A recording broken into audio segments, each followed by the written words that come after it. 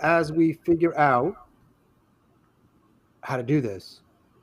Indeed. I'm a podcaster. I'm not a video guy or a live streamer, but I do want to do more of these conversations in various places because you just never know who you're going to reach. Quick intro. My name is Sean. I'm the host of the Suicide Noted podcast, where we have conversations with suicide attempt survivors. It's pretty straightforward. Two of them are here. One of them you might know from another live. She'll be joining us soon. You might see her name in Ambient. She's up in Canada. And we've got Deece. Hello, everybody. Deece, where are you?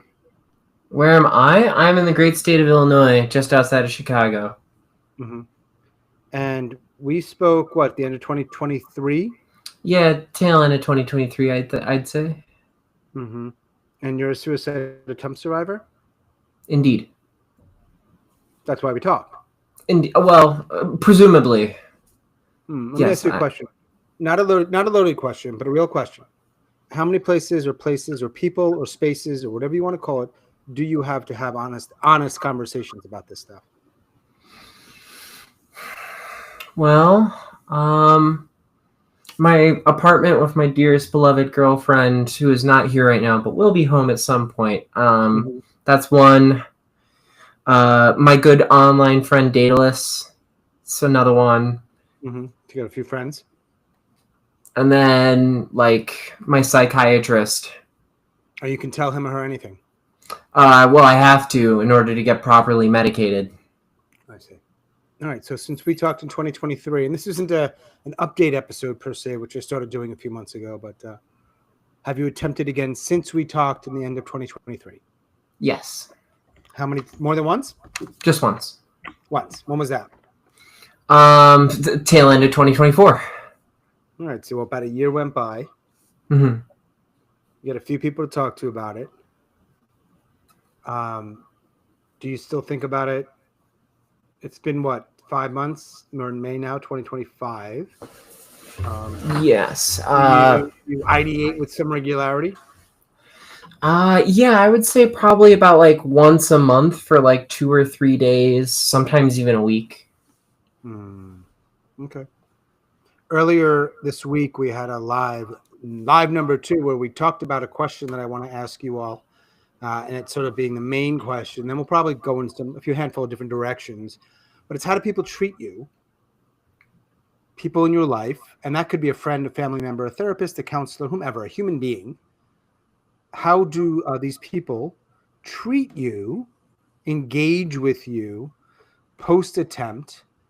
Presumably, if they know you attempted, and it should be said, a lot of people who attempt, most people don't know. So for you, Deece, and you can think about back in the day or more recently or however you want to do it, how do people treat you? Well, my girlfriend is an absolutely amazing person. They treat me as absolutely normally as they can. But I believe about a month ago we were talking, and they admitted that anxiety they experienced during that attempt has never gone away. And in that way, I feel like it's always on the back of their mind whenever they interact with me. I can always kind of have you ever had a cup of water where it maybe you got some bubble solution in it or some oil or something, and it had that little film right on the top?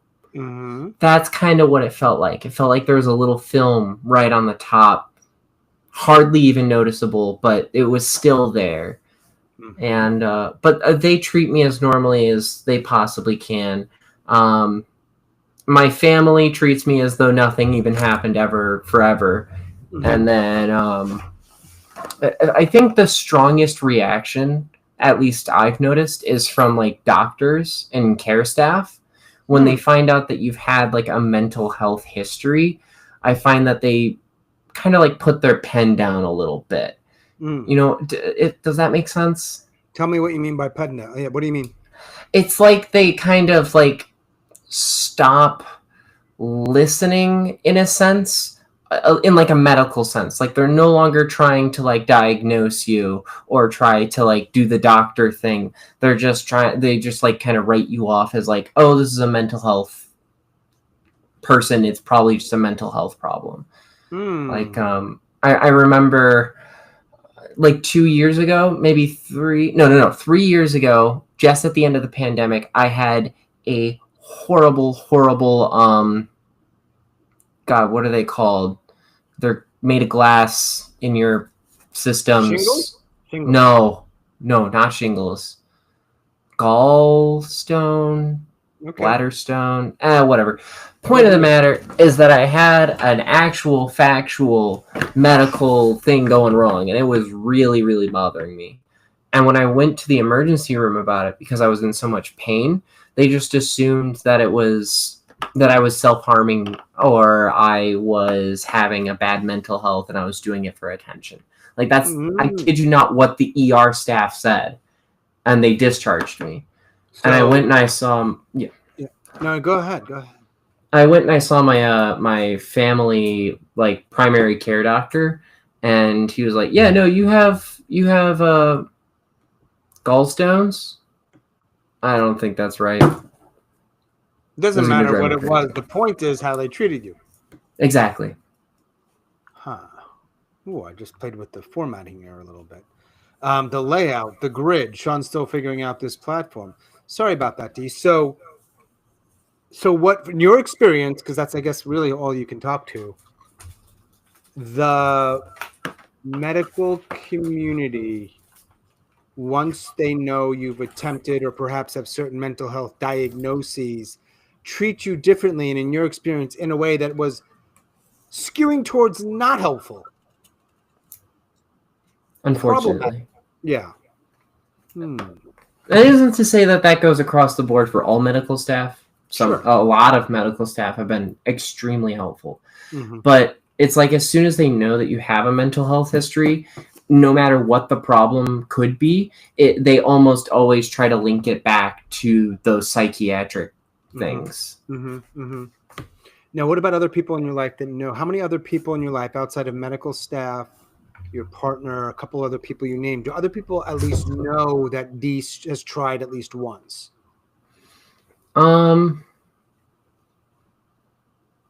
No, I would say that it's not something I openly share. There was a time in my life where I would just openly share it, but then I realized that that's not the most sensitive thing to other people. Right. But if people ask, I'll tell them. It's not like I'm withholding it. I just don't want to, like, we're talking about cupcakes and birthday parties, and then I'm like, hey, did you guys know I tried to kill myself? Right. Well, does anybody ever ask you that? No. Even if it's kind of like, yeah, if you're talking about cupcakes, be a strange transition for sure. But sometimes you're talking about things and hard things and maybe who knows what. Does it ever come up? No, not unless I'm steering the conversation that way. Mm-hmm.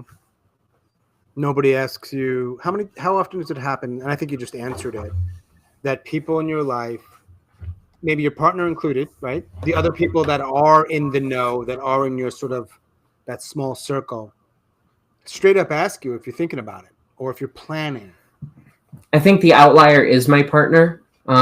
Since my attempt at the end of 2024, we've developed coping strategies, one of which is that they regularly check in with me, if not once a week, then at least twice a month.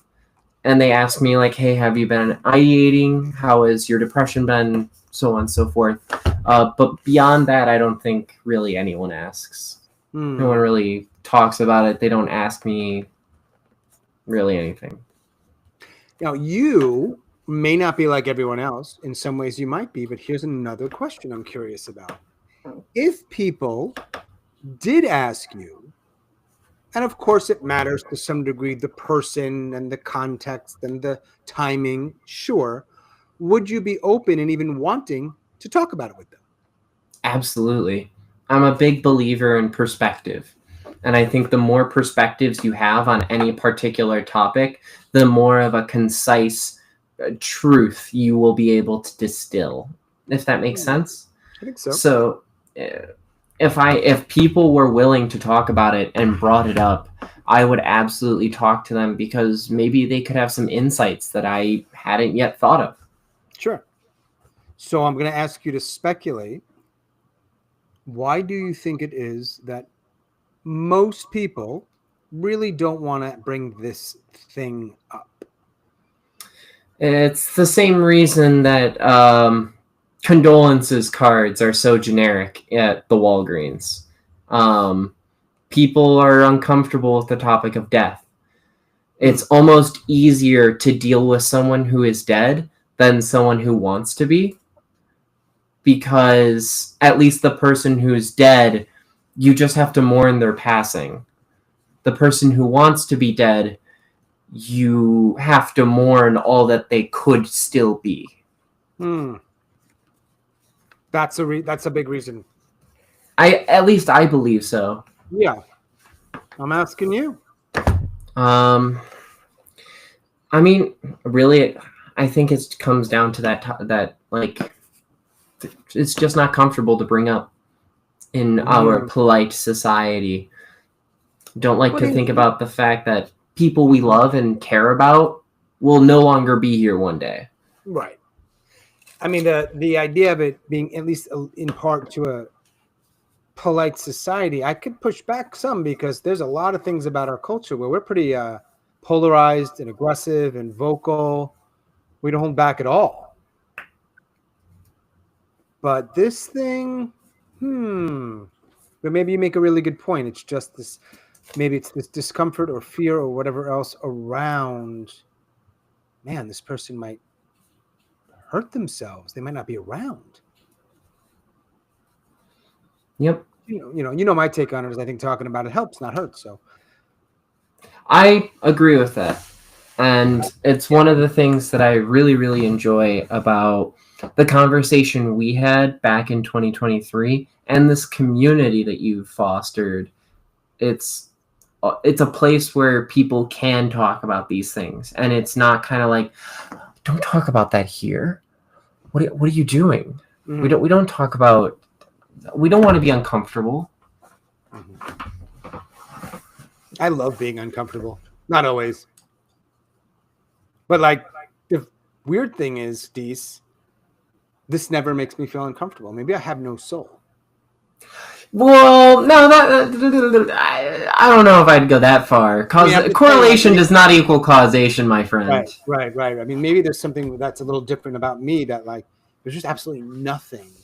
Well, actually, I don't know if it's nothing or never, but it's just so rare. I don't know. This is never about me patting myself on the back. It might sound like it. I'm just fascinated, curious. Maybe I don't know. Anyway. Look, Sean, here's the thing. That part of you that enjoys being uncomfortable and entering into the murky mire of talking about suicide is the whole reason that you're able to have this podcast. Sure. And I'm sure you've heard it from me, but you've also heard it from so many other people, how much that this has helped, how much this helps. Yeah. And I think that the world could use a few more like you. Hey, that's the whole reason for this live anyway. It was just to hear that comment.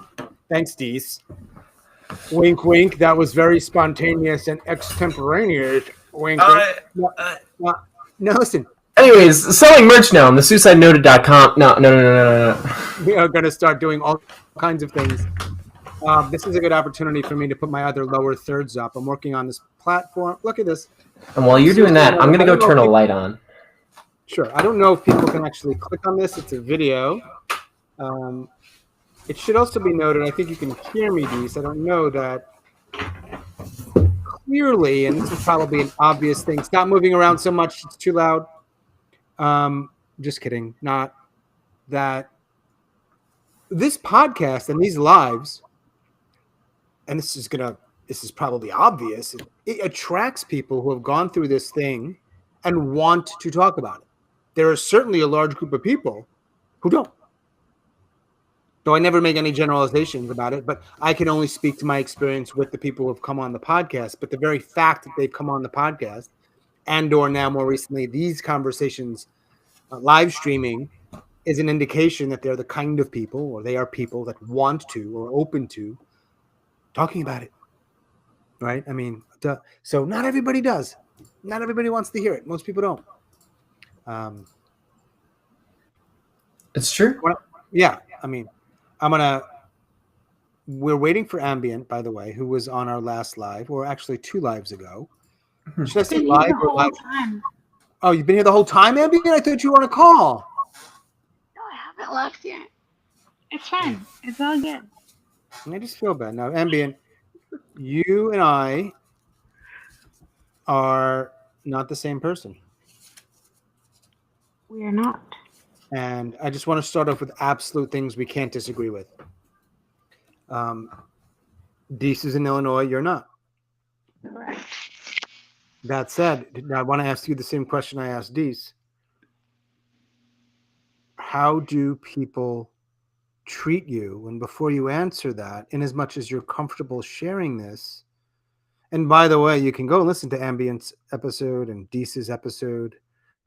Just scroll back a little bit on Spotify or Apple. But Ambient, how many suicide attempts do you have so that anybody watching has a little context? I have two. Okay. Yeah. When were they? Just over 10 years ago. Okay. So that question I asked Deece, this how do other people treat you? Yeah, I'm gonna just it's a big broad question, but how do people treat you? It is. I can relate to these in regards to family. They treat me no differently than before. Uh, some other folks that I have shared with, and I haven't shared with many, but they have they walk on eggshells. Ambient, your audio is hard to hear, so if you can move a little closer to the mic or something, I'm not sure what's up. Yeah, for sure. 1 Because I want to hear you. Deece wants to hear you.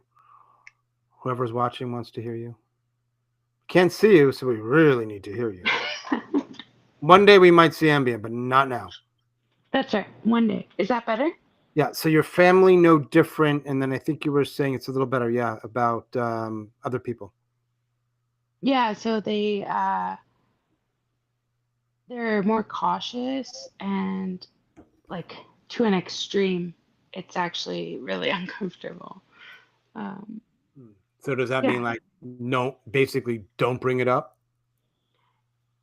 Don't bring it up and don't. Um, they're very worried about like offending me in some way or making me feel bad in some way, um, because they feel like that may be a trigger, I guess. Okay, yeah. It's very strange and uncomfortable, and I have told them that, like, Right. So do one not. thing is like, right. So if you didn't say anything, maybe that's their sort of default. But when you say it's okay, I assume you said something around like, why are you treating me that way? Or it's cool to talk about it. Yeah, yeah, exactly. And what happened? Um, I mean, they acknowledge that like in the moment, and then a small period of time passes, and it feels like they just revert back to the default of eggshells and all of that. Hmm. Hmm. Did you want your family who doesn't treat you any differently to treat you any differently, at least in some situations? In the beginning, yes, I Yeah. did. Now, I think I appreciate that there's nothing around it. What about you, Deece? Because that's a similar thing for you. You got to unmute. Like, did you want your family and to treat you differently? Could mean a lot of things. Is that something you were disappointed by? Yeah. Um, I would have appreciated if very similar to how Ambient said. After my first attempt, it was like everybody was walking on eggshells for a week, maybe. And then after that, it was like business as usual. But the thing I most would like is if my family would actually like, if people knew about it. But it's been like a huge like hush up deal by my parents that none of my aunts and uncles or my grandmother or my grandfather should know or anything like that. And it's just, a suicide is a really big deal, at least for me. I can't say for anybody else. I imagine it might be, but it feels like this entire part of me, all of my depression and all of the things underlining it are just like erased in the face of my parents. And I wish it wasn't that way. Does that for you, this might sound a little loaded, but it's not. The word shame comes up a lot, right? Is that the kind of thing?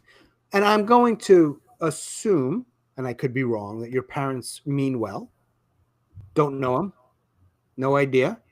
So you'll correct me. Either way, is in them doing that or anybody doing that, do you feel that is one of those things that whether people realize it or not are likely to create shame?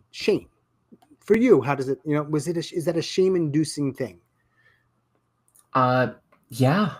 It's like whole parts of my personality are just like wiped away or overwritten by their own expectations, or like they don't want to feel the shame of my actions. Right. And so in doing so, they erase that part of me, which makes me be like, well, should I be ashamed of this part of myself? Right. And I'm not, go ahead. Sorry, Deece. A very similar thing happened when I came out as trans to my parents. It was a big cover up. Literally, my siblings didn't even know for years. Wow. Okay. They thought that I just left home because I was tired of living at home. They didn't know that my parents like kicked me out and I was homeless for 2 months. I had to tell that to my younger brother, and because he's in high school now, and I was talking to him, and he asked me, he's like, "Hey, why did you leave?" And I was like, "Why do you mean, why did I leave? Mom and Dad kicked me out." And then he was like, "They kicked you out?" And I'm like, "Yeah, because I'm trans." He's like, "You're trans?" And I'm like, "So we got a lot to talk about, kid. Sit down." Sit down. We've got some things to discuss here. Yeah.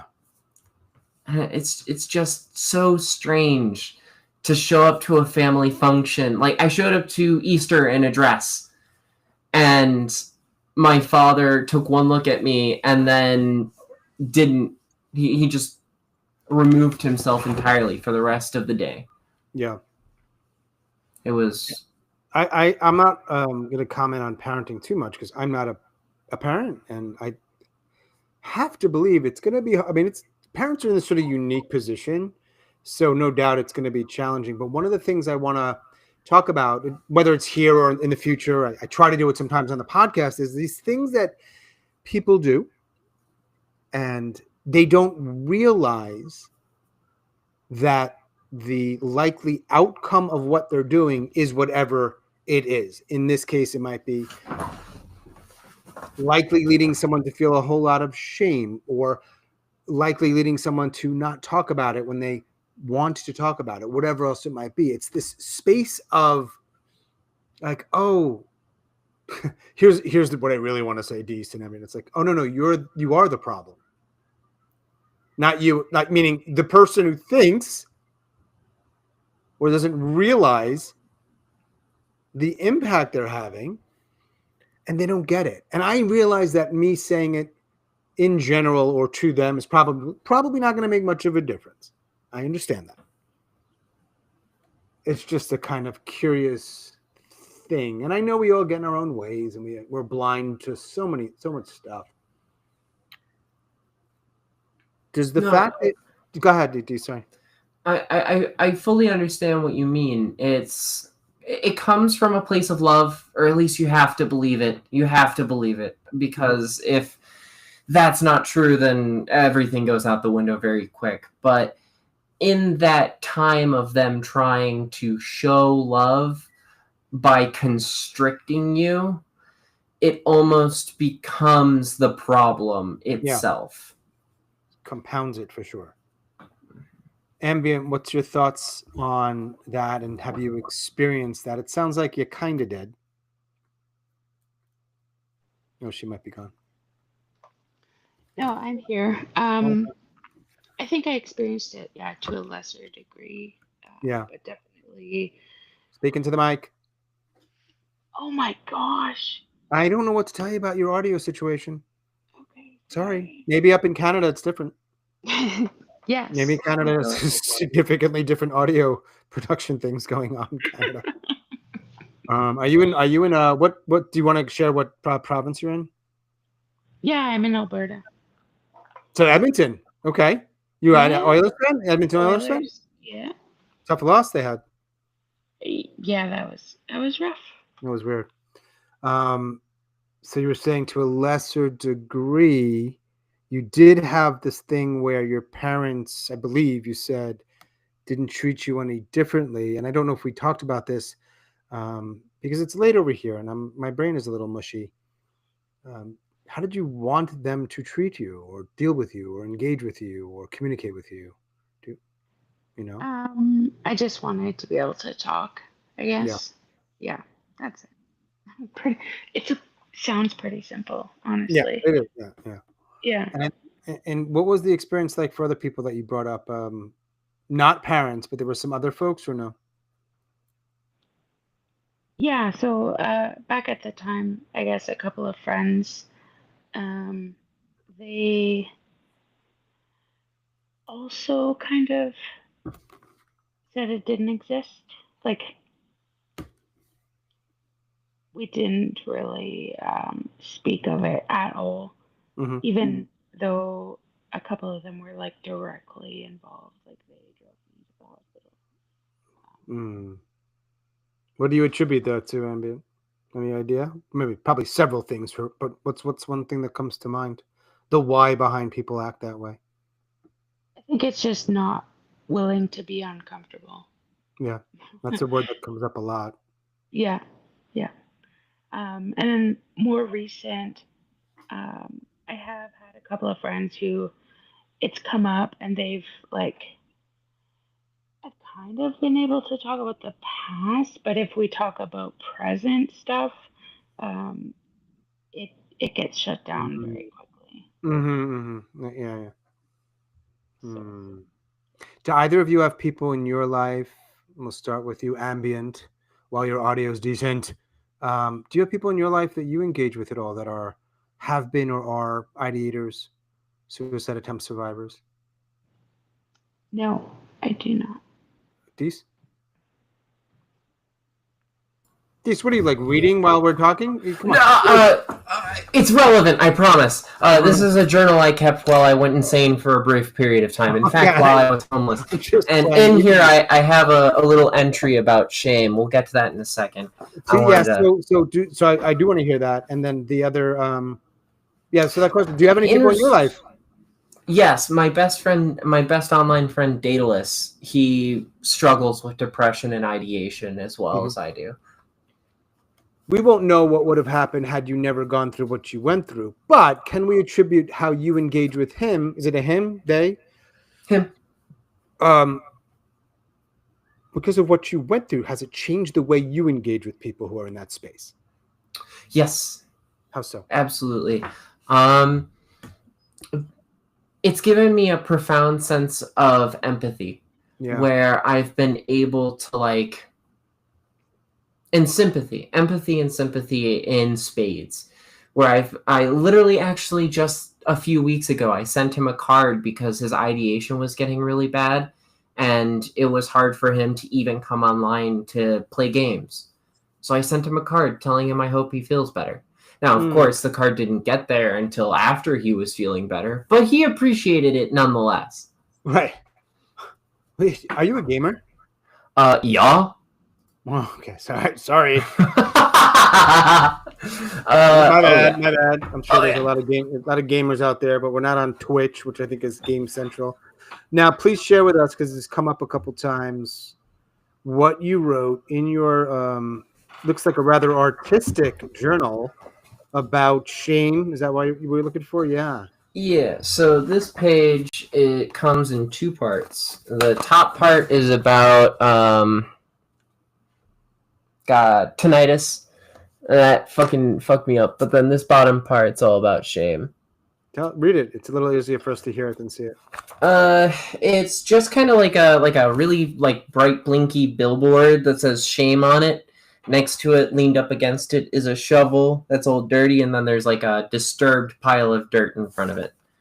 So you're kind of like a cartoonist. Yeah, I would say so.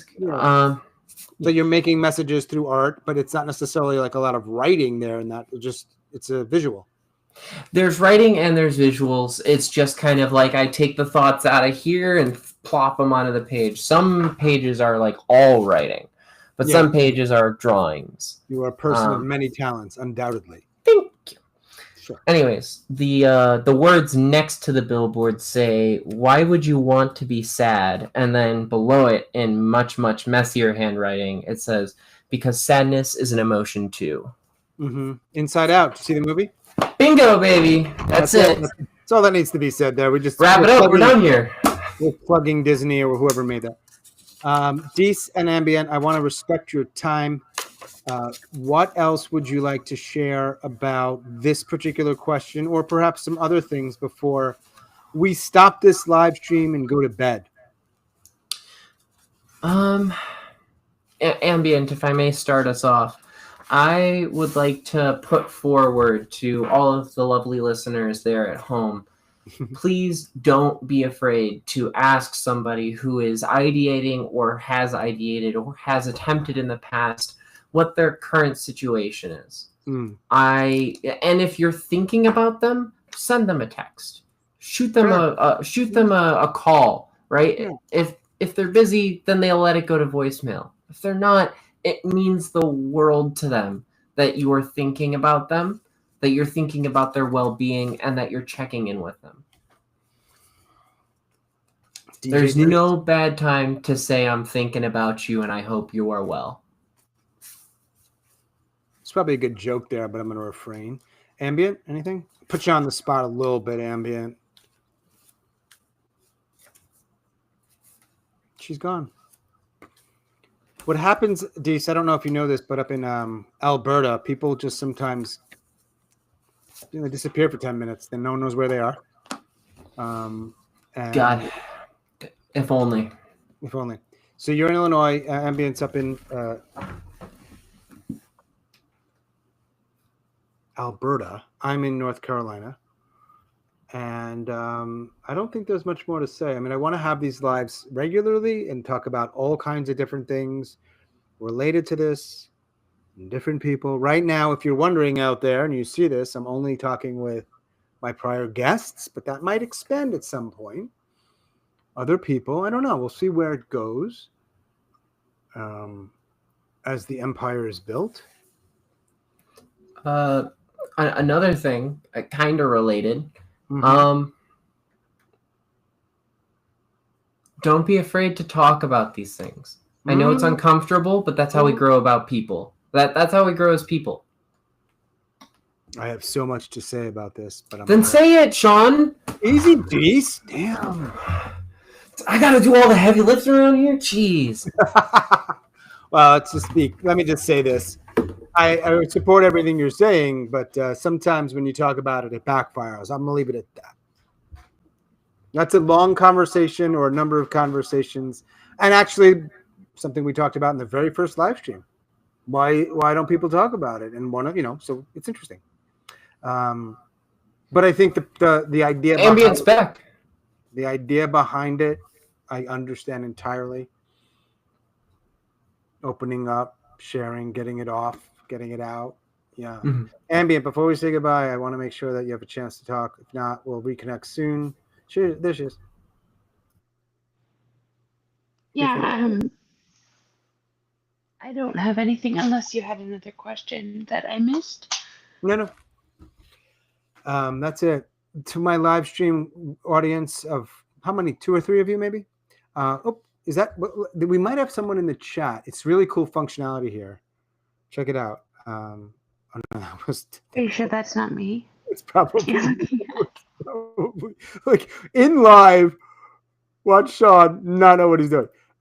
There was somebody in I don't know how it works, but I must have connected the live stream to the comments or something on YouTube, and someone saw something, and it's kind of cool because it comes in here, and then I can click on it, and we can see it right here, which isn't particularly advanced technology. I'm old, and it's neat. It's nifty. All right, cool. Let's say goodbye. I thank you both. We'll continue the conversation, and I hope your nights are decent. Bye, y'all. Suicide Noted. Check it out. Have a good night. It's a really good podcast. Bye.